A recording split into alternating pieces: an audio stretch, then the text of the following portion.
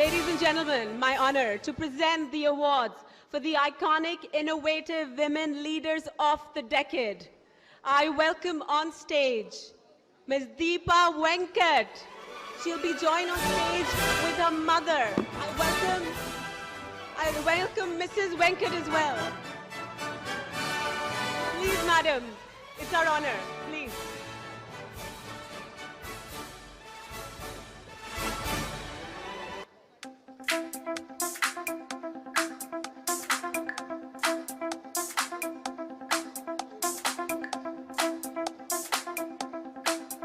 Deepa Venkatji is the managing trustee of Swarna Bharat Trust, meaning the Golden India Trust. She's doing free vocational education for youth, free schooling for children, free medical support and services to people with disabilities.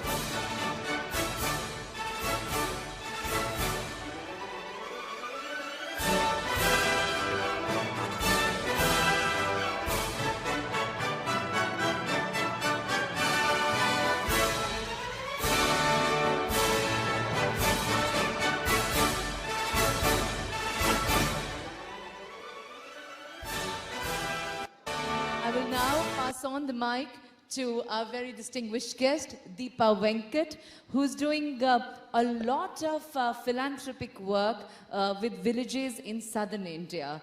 Deepa, I know you have a sore throat and you will not be able to speak too much. You also have a video here, so I will then use the opportunity to maybe have you start a little about what you do, and then we can move on to the video, and if you want to put any remarks. Over to you, Deepa. Thank you so much. Namaskar to each and everyone who are here. And I should say, this is an opportunity which Harbinji has been kept in waiting from past 1 year for me to come in here. I was supposed to be here last year itself, but somehow I didn't want it to, neither my father, because he was the chief guest that day. So I felt like it's not appropriate for me to come there. I basically do work for the rural masses through our Swarna Bharat Trust, which we have in Nellore,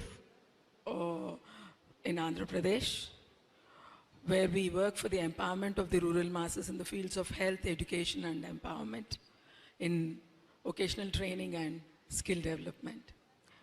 So I said, I liked the best introduction what she gave about me, because whatever you do, you're always tagged with some other's name. And she didn't introduce me by my father's name. She introduced me by my name. I'm very, very thankful to you. Very, very thankful to you. And I always prefer, even my father also prefers that, because I just want to share very few things, because I always believe that our action should speak louder than words. And I think for that reason, God gave me this sore throat just from yesterday. Not to talk much. So it's actually such a pride and honor for me to share the dais with such iconic women here from all over the globe.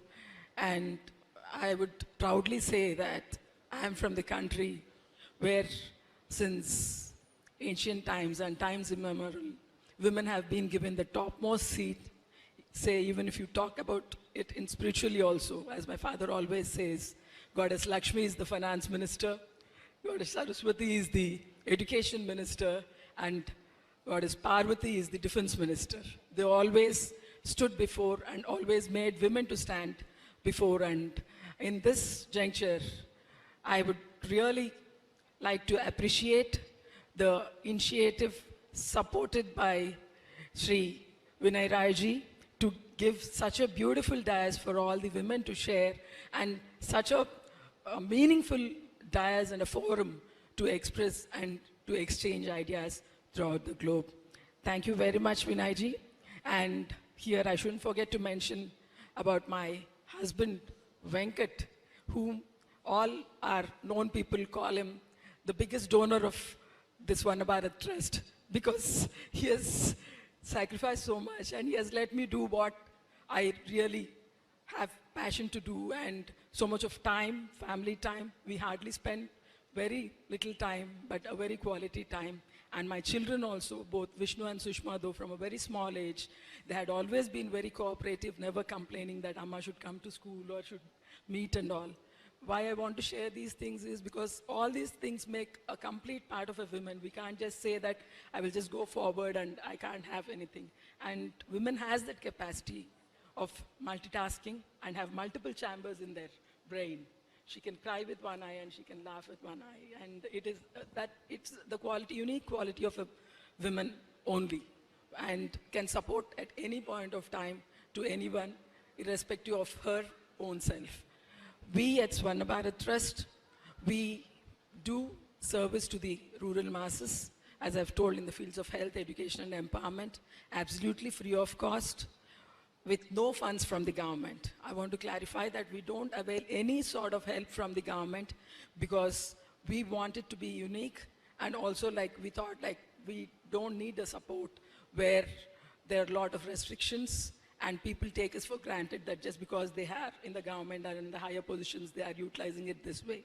Of course, it was very challenging too, but still we came 16 years and we have started our works now in Vijayawada and Andhra Pradesh, and next year we'll be starting it in Hyderabad too.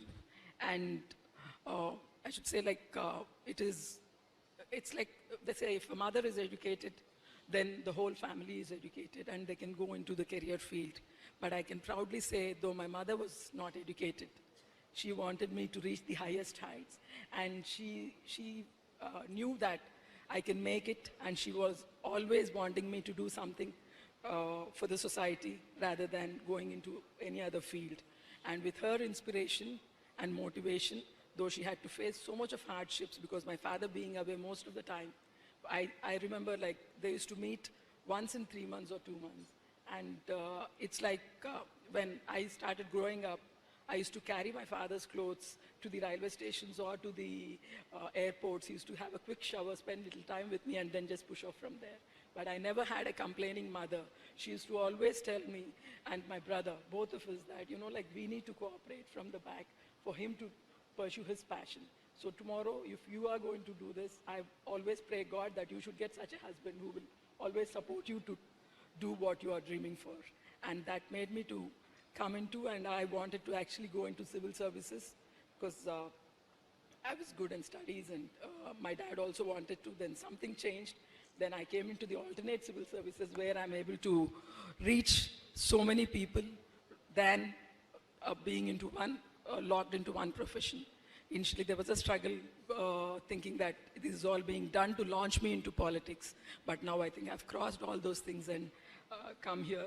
And this is more a field where, I think only women can do justice. Even in politics, I feel women can selflessly do so much. But there is a perception. That's the reason why I used to never write my father's name as M. Venkaiah Naidu. I used to write only as M.V. Naidu because people have different perception about politicians. And when I went and when I was topping all the classes and topping the college and got the Best Student Award, and my father came as chief guest to the school where I was studying, none knew that he was my father. I was sitting in the audience. Then that day night, my dad told me that I want to see you on the dais and me being in the audience. And I'm confident that my daughter will be able to do it. But I never thought that being into a political field and being into a ministry will stop him being a father. So he couldn't come here today. He says that it doesn't look good if I'm there. And that's the reason why we rejected it last year also, that we don't want to come together. But I really miss him. But he said that you have earned it and you deserve it. You better go and explain. It is your work. So I'm very glad for the upbringing of my parents who had gave me this much of values and moral support to pursue what I really want. And the rest, as Harbin has shared will be shown in the video, but I proudly want to say that Sare Jahan se acha Hindustan hamara, because it is always our country which stands first in anything where it needs to be right from patriotism to everything. We are, though with so much of diversities, it is not that there's only one culture, but and one language, so many languages, so many cultures, so many religions. Yet we are proudly Indians first and then the others next. I request them to please play the video. Thank you so much once again. Thank you so much, Deepa ji. For the video, I have just a second. Little request, since we have a time-bound panel, it's okay with you, we can have other speakers speak, and then we can show the video so that everybody has spoken as well, because it's a 15-minute video. So therefore, I just thought it would be okay when all the speakers speak. So, okay. I want to thank Deepa ji. Her father, all of you have met. He was here to inaugurate the Women Economic Forum. You have met our Honorable Union Minister for Parliamentary Affairs, Urban Housing and Poverty Alleviation in the current government, Honorable Mr. Venkaiah Naidu. Deepa is his daughter, but like she said, it's so nice when you introduce me in my own right. But it's wonderful to see Mr. Venkaiah Naidu. He's been so supportive, like you heard him at the inaugural, and like Deepa ji reminded us about the different portfolios and the ministries that all the women gods hold in the Indian pantheon, so which he reminded us as well. And he's been most supportive. We had held in 2013 a program with about 30 women from the grassroots. Women entrepreneurs, women leaders at the grassroots, doing a lot of things, and he was very supportive. He came for the program, he spoke to the ladies, and they took pictures with him, and they spoke to him, and it was symbolic, but it was so empowering for them. And we put these ladies' names on our website, and we showed them that now when we Google your name, it comes up. So it was just very, very empowering, and it was because he came that the media picked it up as well and took it as an important thing, which gave a lot of visibility to the women at the grassroots. And that is the work you are continuing in the social field. So thank you for doing what you do.